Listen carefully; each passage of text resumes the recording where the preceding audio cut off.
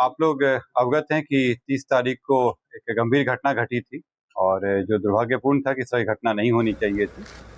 इस घटना में जो तारतर गांव है उसके समीप में दो पक्षों जो वहाँ प्रत्याशी थे, वो उन दोनों के काफिला आ रहा था और उन दोनों के बीच पक्षों में झड़प हुई और झड़प में पथराव हुआ, लोग घायल हुए और उसके बाद एक शव बरामद हुआ।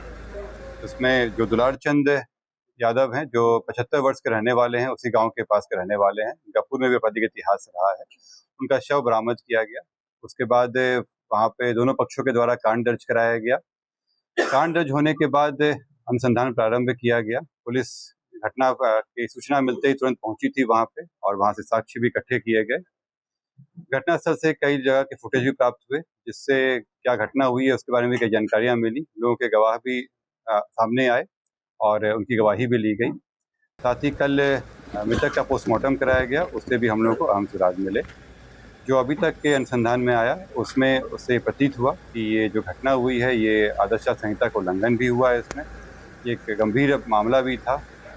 हम लोग इलेक्शन कमीशन के द्वारा निर्देशित भी किया गया था कि शांतिपूर्ण ढंग से इलेक्शन होना चाहिए और इसमें जब अनुसंधान किया गया तो पाया गया कि जो प्रत्याशी हैं वो वहाँ पे मौजूद थे, उनके सामने में घटनाएं हुई हैं और जो इस कांड के मुख्य अभियुक्त भी हैं अनंत सिंह, उनकी आज गिरफ्तारी बेड़ना गांव से किया गया है।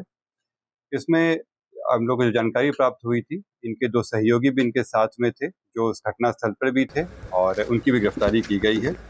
ये दो व्यक्ति हैं मणिकांत ठाकुर जो नदवा गांव के रहने वाले हैं और दूसरा रंजीत राम जो लदमा गांव के रहने वाले हैं।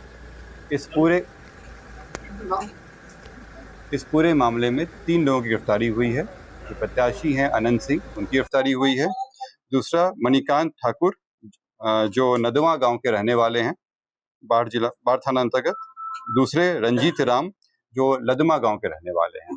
ये लोग भी उस घटना स्थल पे थे मौजूद। इन तीनों की गिरफ्तारी की गई है। इन तीनों को आगे मजिस्ट्रेट के सामने प्रस्तुत कराया जाएगा और आगे विधि सम्मत कार्रवाई की जाएगी।